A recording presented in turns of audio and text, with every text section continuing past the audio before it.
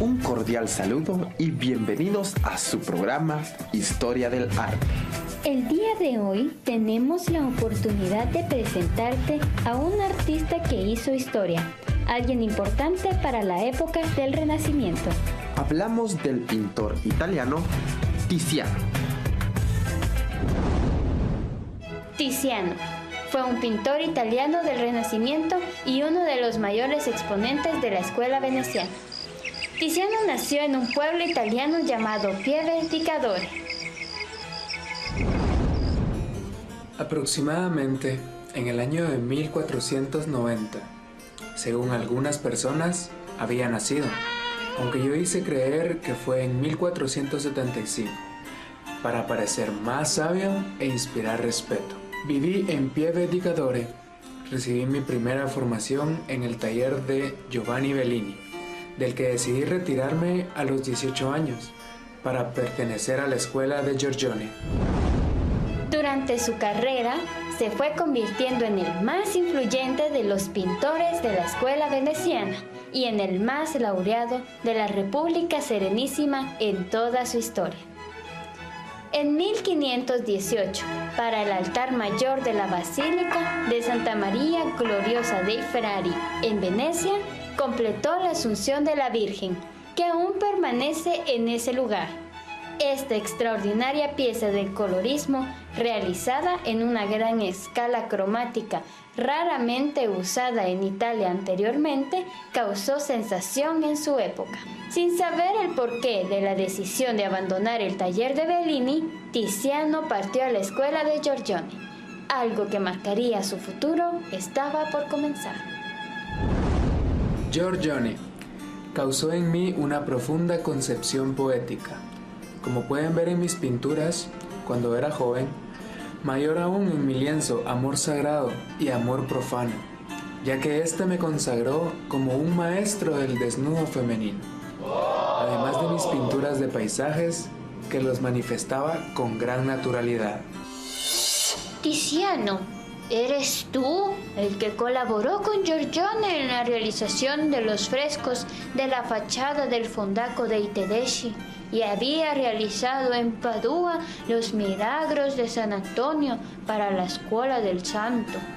Claro, y eso hizo que me convirtiera en el artista más importante de Venecia y fui nombrado el pintor oficial de la República. No fue, sin embargo, hasta la muerte en 1516 de su maestro Giovanni Bellini, cuando su prestigio empezó a crecer. En esta época recibió un encargo muy exclusivo, que le reportaría una notable anualidad de 20 coronas y la exención de ciertas tasas. Se trataba de una serie de retratos de los sucesivos duques de Venecia, siendo remunerado cada uno con 8 coronas. Tiziano realizó solo 5 de esta serie. Sus paisajes, sus desnudos, fueron impresionados, pero su obra más conocida y admirada son las del tema alegórico y mitológico. Tiziano, considero que la parte más brillante de tu carrera comenzó con las series de retablos de colores fuertes y contrastados. También con las figuras poderosas, como la Asunción o el retablo Pesaro para Santa María dei Frari. Esas son obras con composición energética, que dice que mostraran gran vitalidad. Además, estos mismos esquemas dinámicos se repiten en las obras mitológicas, como la Bacanal, que formó parte de la trilogía de las Bacanales, encargada por Alfonso I para su castillo de Ferrara y Ariadna. Por eso entonces decidí revelarme como un retratista. Hice obras como Ariosto. Él aparece de medio cuerpo, con las manos visibles, y traté de hacer los rasgos lo más real posible. Tiziano, estabas en la cumbre de tu fama en 1521 tras la realización de un San Sebastián para la Nunciatura Papal en Brescia. Y tras varios años de convivencia con una dama llamada Cecilia Soldano, en el transcurso de los cuales ya habías tenido 2 hijos, Pomponio y Horacio, supuestamente tu hijo favorito. Cecilia estaba muy mal de salud y decidiste casarte con ella y legitimar a tus hijos. Además, sé que en 1530 hubo un suceso triste que causó la evolución de tu estilo pictórico hacia composiciones menos dinámicas y con colores mucho más claros. Perdí a mi esposa ese año y la evolución que tuvieron mis pinturas fue por el impacto emocional. Pero en esta época me estaba haciendo más famoso en todas las cortes europeas, lo que me permitió recibir encargos de Carlos I de España y Francisco I de Francia, los cuales retraté en obras magistrales. Carlos I estaba tan entusiasmado que me nombró pintor de la corte. Pero también príncipes italianos solicitaron tus servicios. Por ejemplo, el duque de Urbino, para el que pintaste la famosa Venus de Urbino, inspirada en la Venus dormida de Giorgione, que a diferencia, la tuya estaba recostada, no en la naturaleza, sino en un elegante interior.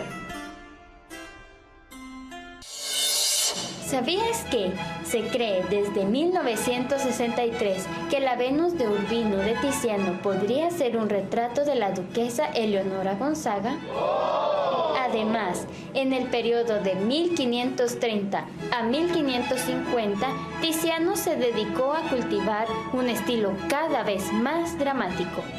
En este momento pintó la batalla de Cadore, una escena histórica, la más característica de las obras tizianescas perdidas o mutiladas.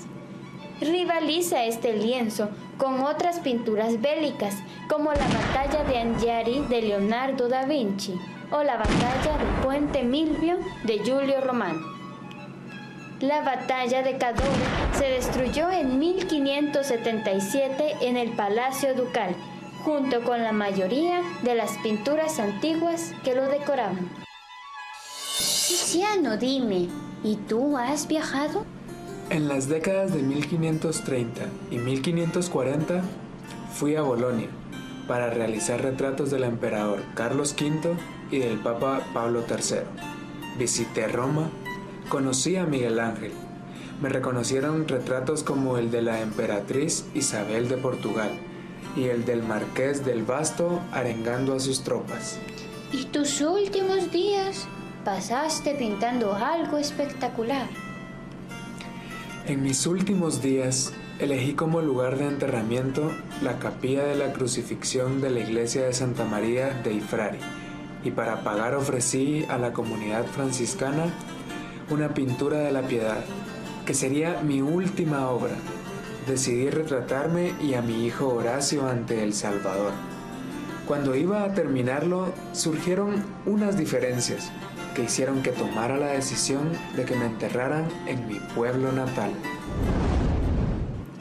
Durante los últimos 25 años, el artista quedó absorbido cada vez más por su faceta de retratista y se volvió más autocrítico, con un insaciable perfeccionismo que impidió terminar muchas obras.